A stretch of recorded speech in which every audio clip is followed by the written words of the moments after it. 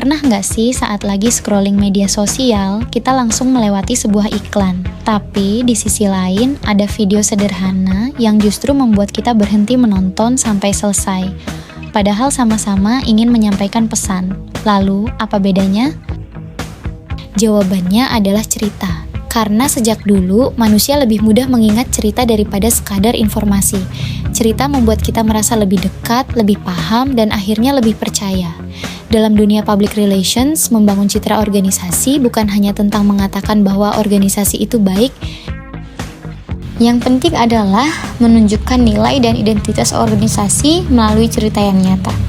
Inilah yang disebut dengan storytelling.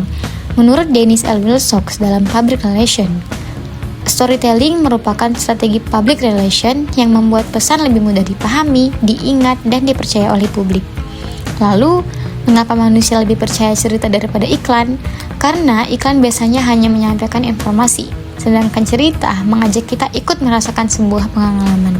Dari situlah muncul hubungan emosional dan juga kepercayaan.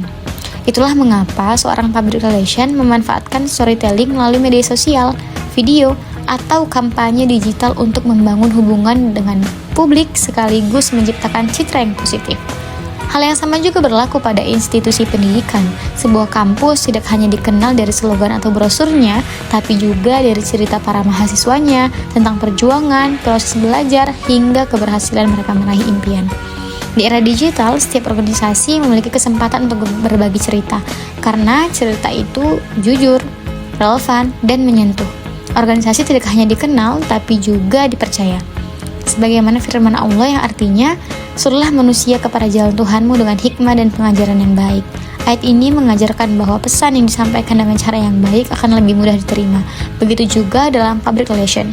Cerita bukan hanya pelengkap, tetapi cara untuk membangun citra dan juga kepercayaan. Karena pada akhirnya, manusia mungkin lupa sebuah iklan. Namun, mereka akan selalu mengingat cerita yang menyentuh hati.